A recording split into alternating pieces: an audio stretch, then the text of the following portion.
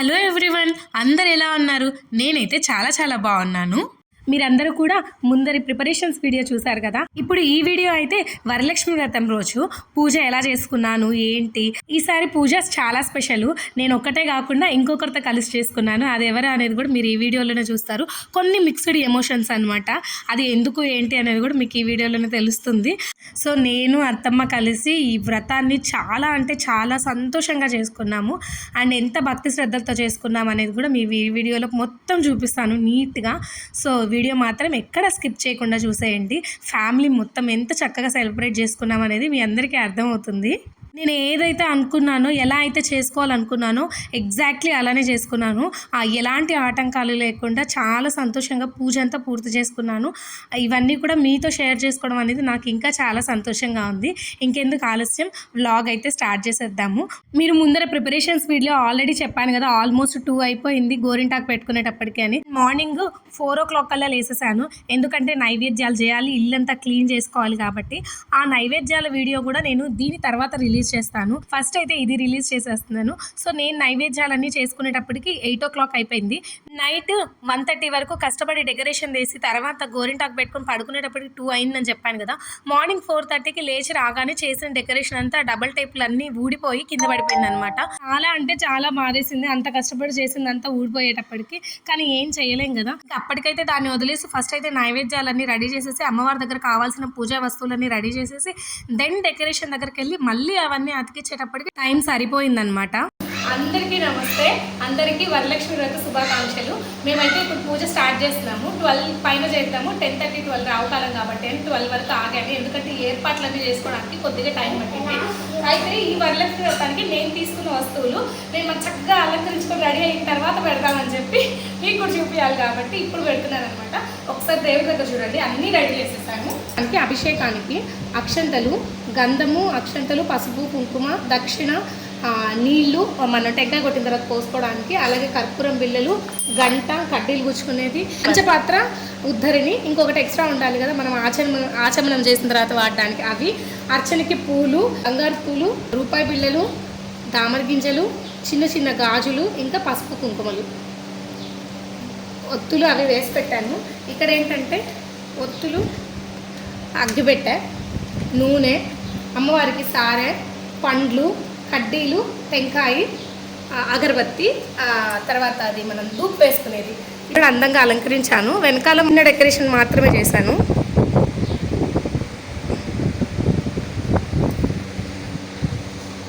Last year నేను చిన్న వస్తువులు కొనుక్కున్నాను. ఈ బుజ్జి బిందె, అలాగే ఈ గంధం గిన్నె, అలాగే అక్కడ ఉంది కదా తులసి కోట, ఇది కొనుక్కున్నాను అనమాట. అయితే ఈసారి అమ్మవారు బాగా దయ తెలిసేసారనమాట. అందుకని కొంచెం పెద్ద వస్తువులు కొనుక్కున్నాను. అవి ఏంటో చూపిస్తాను. ఇవి ఎలా కొన్నానో కూడా చెప్తాను. సో ఏం కొన్నానో చూడండి ఫస్ట్.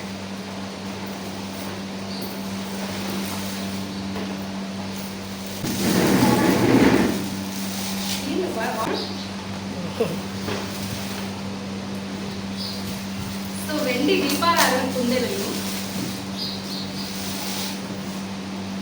నిన్న షాపింగ్కి వెళ్ళి కొనుక్కొచ్చాను. ఇది ఎలా కొన్నాను అనేది చెప్తాను.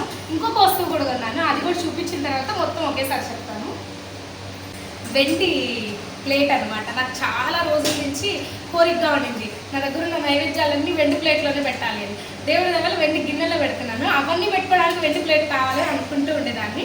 కానీ ఎందుకో మరి ప్రతి వస్తువుకి టైం రావాలంటారు కదా కొనడానికి. సో డబ్బులున్నా లేకపోతే ఏదో సందర్భం రాక అట్లా మిస్ అయ్యాను ప్రతిసారి. మా నాన్న సంవత్సరానికి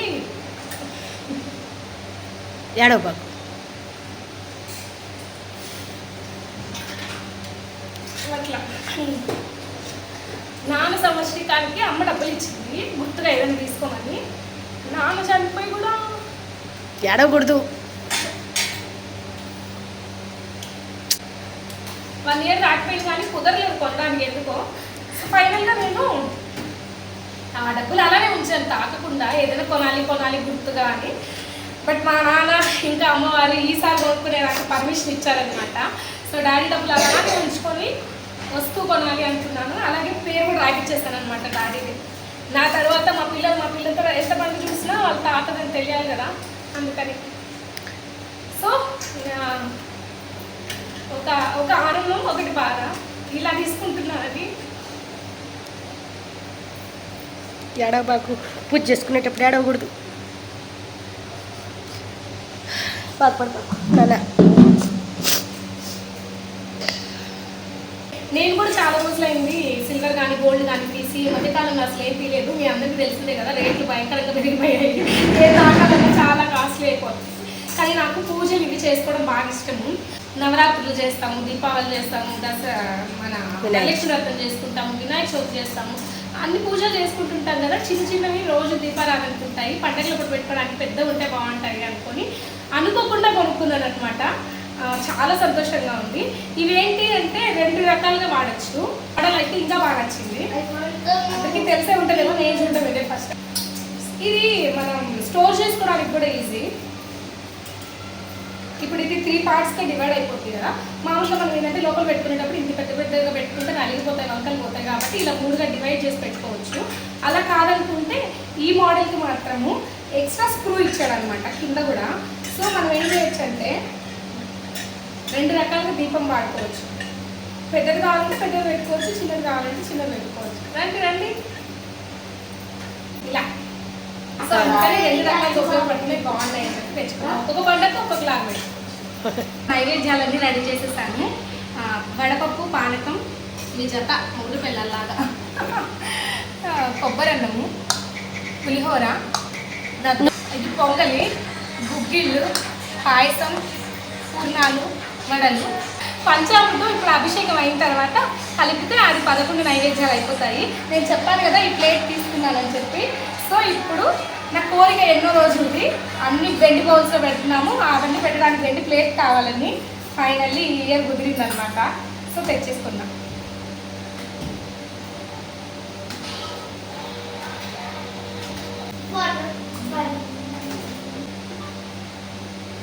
వడలు ఎక్కడ పెట్టాను?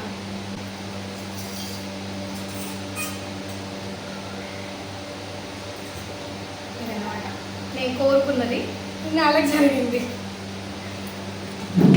ఇప్పుడు మనం పూజ మొదలు పెడతాం. యాక్చువల్గా మనము అగ్గిపెట్టితో డైరెక్ట్గా దీపాన్ని వెలిగించకూడదంట. పూజారి గారు మేము లాస్ట్ టైము సత్యనారాయణ స్వామి పూజ చేసుకున్నప్పుడు కడ్డీలు వెలిగించి కానీ లేకపోతే కైవొత్తి కానీ చేసుకోండి అన్నారు. ఆ కైవొత్తి అనే పదం నేను వెంటనే ఫస్ట్ టైం, అది ఎలా ఉంటుందో కూడా తెలియదు. అప్పుడు స్వామి చెప్పాడనమాట, కడ్డీకి దూది చుట్టేసుకొని దానికి నెయ్యి కానీ నూనె కానీ రాసుకొని ఎన్నిసార్లు అయినా మనం వాడుకోవచ్చు. మన కైవొత్తి అనుకోండి డైరెక్ట్గా నూనెలోనే ముంచేసామంటే అది ఆటోమేటిక్గా ఆగిపోతే మళ్ళీ కావాలంటే వెలిగించుకోవచ్చు, తప్పు ఉండదు దానికి అన్నారు. అప్పటి నుంచి డైలీ చేయలేకపోయినా పూజ ఉన్నప్పుడైనా చేస్తున్నాము. దీపం జ్యోతి పరబ్రహ్మం దీపం సర్వతమోపహ దీపేన సాధ్యతే సంతే కాలే దీపం నమోస్తుతే శుక్లాంబరధరం విష్ణుం శశివర్ణం చతుర్భుజం ప్రసన్నవదనం ధ్యాయే సర్వవిఘ్నోపశాంతయే యా కుందేందుతుషారహారధవలాయ శుభ్రవస్త్రాన్విత యా వీణావరదండమండితకరా యా శ్వేతపద్మాసన దేవై సదా పూజిత సామాం పాతు సరస్వతి భగవతి మనోరమే సహస్రనామ తత్తుల్యం. కొన్ని మిక్స్డ్ ఎమోషన్స్తో పూజను అయితే స్టార్ట్ చేసేసాను. కొంచెం బాధేసింది చెప్పేటప్పుడు, ఎందుకంటే ఏ ఆడపిల్లకైనా అనిపిస్తుంది కదా అమ్మగారింటి నుంచి పసుపు కుంకుమ రావాలి అని. ఏదైనా గిఫ్ట్స్ అవి ఇచ్చినప్పుడు ఎంత సంతోషంగా ఫీల్ అవుతాము, కానీ అమ్మ నాన్న ఇద్దరు కలిసి ఇచ్చినప్పుడు ఉండే ఆనందానికి, ఆ సందర్భంలో ఇచ్చినప్పుడు ఉండే ఆనందానికి తేడా ఉంటుంది కదా. సో అలా ఆ వస్తువులు అలాంటి సందర్భంలో తీసుకున్నానే, అలా తీసుకోవాల్సి వచ్చింది అని చెప్పి బాధగా ఉంది. అంతేగాని వాళ్ళు ఇచ్చినందుకు చాలా సంతోషము. ఇప్పుడైతే మేము అమ్మవారికి అభిషేకం అయితే స్టార్ట్ చేసేసాము. పాలు, పెరుగు, తేనె, నెయ్యి, ఇంకా పంచదార, వీటన్నిటితో అమ్మవారికి అభిషేకం చేశాము. నాకు ప్రత్యేకంగా అమ్మవారికి కానీ లేదా ఎవరికైనా సరే దేవుళ్ళకి అభిషేకం చేసేటప్పుడు పాలతో చేసినప్పుడు కానీ లేదా తేనెతో చేసినప్పుడు కానీ ఆ విగ్రహానికి ఉన్న అందం మరింత పెరుగుతుందేమో అనిపిస్తుంది. నాకైతే నిజంగా తేనెతో చేస్తున్నప్పుడు అయితే అలా చూస్తూ ఉండాలనిపిస్తుంది. ఓం మహాలక్ష్మీదేవి నమః, ఓం మహాలక్ష్మీదేవి నమః. అలా అభిషేకం చేసినంతసేపు అమ్మవారి స్మరణతోనే మేము అభిషేకం చేశాము. అత్తమ్మ కూడా ఉన్నారు కాబట్టి నేను, అత్తమ్మ, అమ్మ అందరం కలిసి స్మరించుకుంటూ అమ్మవారి అభిషేకాన్ని పూర్తి చేశాము. అభిషేకం అయిన తర్వాత దాంతోనే మనం పంచామృతం కలిపేసుకొని 11 నైవేద్యాలని పూర్తి చేసుకొని పక్కన పెట్టుకున్నాను. ఇప్పుడైతే అమ్మవారిని తుడిచేసి చక్కగా అలంకరించుకుంటున్నాను. గంధము, కుంకుమ పెట్టేసి అలాగే ఆభరణం కూడా తొడుగుతున్నాను అనమాట. మా అమ్మవారు అభిషేకం చేసుకొని ఆభరణాలు తొడుక్కొని ఇప్పుడు వెళ్ళి పూజలో కూర్చుంటారనమాట. అలా అమ్మవారిని పూజలో కూర్చోబెట్టి అందంగా పూలతో అలంకరించి ఇప్పుడైతే ఇంకా పూజా విధానాన్ని స్టార్ట్ చేస్తున్నాము. దానికంటే ముందు మనం పసుపు వినాయకుడిని కూడా చేసుకోవాలి కదా. కొంతమంది గౌరీదేవి అంటారు, మేమైతే పసుపు వినాయకుడు అంటాము. సో వినాయకుడిని అయితే తయారు చేసుకుంటున్నాను. ఇది కలుపుకునేటప్పుడు కొంచెం జాగ్రత్తగా ఉండాలి. వాటర్ ఎక్కువైనా తక్కువైనా లూజ్ అయిపోతుంది కాబట్టి. సో చక్కగా వినాయకుడిని తీసేసుకొని బొట్టు అయితే పెట్టేసుకొని దాన్ని కూడా నేను పూజలో పెట్టేసుకుంటున్నాను. ఇప్పుడైతే ఇంకా పూజ స్టార్ట్ చేస్తున్నాను కాబట్టి ఇంకా అగరబత్తిలు అమ్మవారికి చూపించి ఎలాంటి ఆటంకాలు లేకుండా మంచిగా జరిగేలాగా చూడాలి. అలాగే నేను తాంబూలంలో డబ్బులు కట్టబెట్టడం మర్చిపోయాను. ఎందుకు ఇది అలా అలవాటు అయిపోయింది. చిన్న పుస్తకం కొన్నాను, వరలక్ష్మి వ్రత పూజ విధానము. సో దీని ప్రకారం ఫాలో అయిపోతున్నాను అనమాట. అలాగే కొంచెం పూజారి గారి వీడియో ఒకటి ఉంది, అది పెట్టుకొని దాని రెండు ఫాలో అయిపోయి పూజ అయితే సక్సెస్ఫుల్గా చేసుకుంటాను. అందరికీ తెలుసు కదా, మా అత్తయ్య మేమిద్దరం కలిసి ఇప్పుడు వరలక్ష్మి వ్రతం పూజ చేసుకుంటాము. పూజ స్టార్ట్. శ్రీ వరలక్ష్మి వ్రతకల్పము శుక్లాంబరధరం విష్ణుం శశివర్ణం చతుర్భుజం ప్రసన్నవదనం ధ్యాయేత్ సర్వ విఘ్నోపశాంతయే ఆచమనము. మేమైతే ఈ పుస్తకంలో రాసినట్టుగా స్టెప్ బై స్టెప్ ఫాలో అవుతూ చేస్తున్నాము. అలాగే నేను చెప్పాను కదా, ఒక పూజారి గారి వీడియో ఉంది, దాన్ని పెట్టుకొని చేస్తున్నాము అని. సో దాని ప్రకారమే చేస్తున్నాము. దీనిలో చిన్న చిన్న తప్పప్పులు ఉన్నాయేమో మాకు తెలీదు, కానీ మేమైతే అమ్మవారికి స్ఫూర్తిగా దండం పెట్టుకున్నాము. తల్లి ఏమైనా తెలిసి తెలియక తప్పులు చేస్తుంటే క్షమించే అని. మళ్ళీ వీడియో చూసాక కొంతమంది అంటారు కదా, అలా కాదు ఇలా కాదు అని, అందుకే చెప్తున్నాను. శ్రీ వరలక్ష్మీ నమః సత్యే నమః ఓం సురభ్యే నమః ఓం పరమాత్మనాయ నమః ఓం వాచే నమః ఓం పద్మాలయాయ నమః ఓం పద్మాయ నమః ఓం శుచయే నమః ఓం స్వాహాయ నమః ఓం స్వధాయ నమః ఓం సుధాయ నమః ఓం ధన్యాయ నమః ఓం హిరణ్మయే నమః ఓం దిత్తాయ నమః ఓం వసుధాయ నమః ఓం వసుధారిణ్యే నమః దిత్తాయ నమః ఓం లోకశోకవినాశిన్యే నమః ధర్మనిలయాయ నమః ఓం చంద్రరూపాయ నమః ఓం ఇంద్రాయ నమః ఆహ్లాదజనన్యే నమః ఓం పుష్టయే నమః ఓం దారిద్ర్యనాశిన్యే నమః ఓం విలవలయాయ నమః ఓం వరారోహాయ నమః ప్రబుద్ధాయ నమః ఓం మహాకాళే నమః ఓం బ్రహ్మవిష్ణుపరాత్మకాయ నమః ఓం వైకారజ్ఞాన సంపన్నాయ నమః ఓం భువనేశ్వరే నమః. మంత్రపుష్పం పద్మాసనే పద్మకరే సర్వలోకైక పూజితే నారాయణ ప్రియే దేవి సుప్రీత.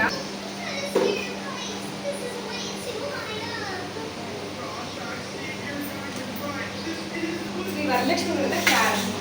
నైమిసారణ్యంలో సౌనకాది మహామునులందరితో సూత మహర్షి ఈ విధంగా అన్నాడు. మునిశ్రేష్ఠులారా, స్త్రీలకు సర్వ సౌభాగ్యాలు కలుగజేసే వ్రతం ఒకటి ఉన్నది. దానిని పరమేశ్వరుడు పార్వతీదేవికి తెలియజేశాడు. చేసే అత్తమామలను సేవిస్తూ అందరి ప్రశంసలను పొంది ఆనందంగా జీవనం సాగిస్తూ ఉండేది.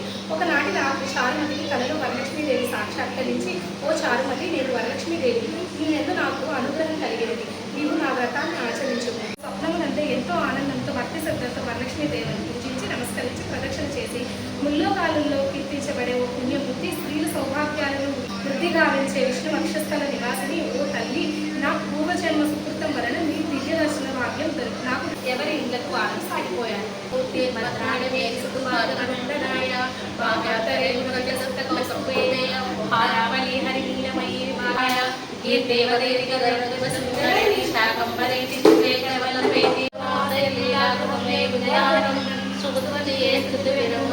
నమస్తే మహాలక్ష్మీ నమోస్తే నమస్తే కరుణారూపే డౌలాసుర వైద్యవి సర్వపాపహరే దేవి మహాలక్ష్మీ నమోస్తే సర్వజ్ఞే సర్వవరదే సర్వదుష్టాలయోగనే సర్వదుఃఖహరే దేవి మహాలక్ష్మీ నమోస్తే యోగజ్ఞే యోగ సంభూతే మహాలక్ష్మీ నమోస్తే స్థూల సూక్ష్మ మహారౌద్రే మహాశక్తి మహోదరే.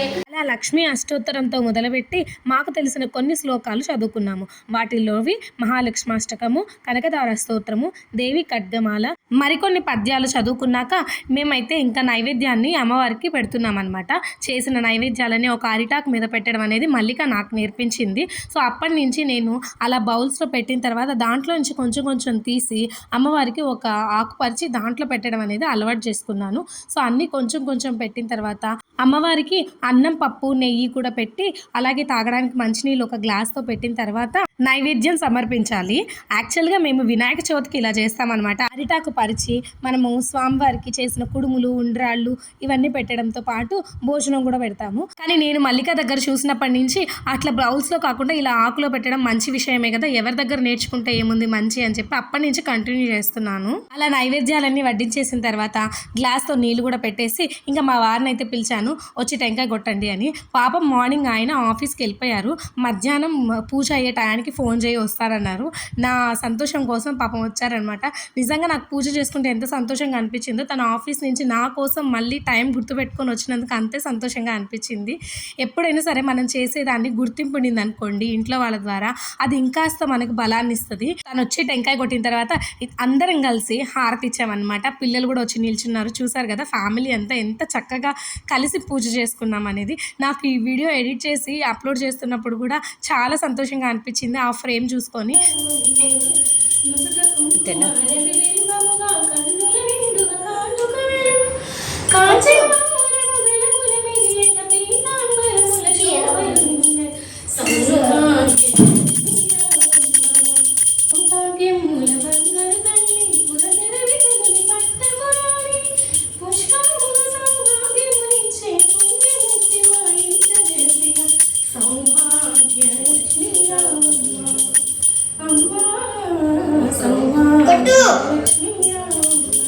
అలా అమ్మవారికి హారతి ఇచ్చేసి చక్కగా అందరం ఒకరి తర్వాత ఒకరు వచ్చి కళ్ళద్దుకునేసామన్నమాట.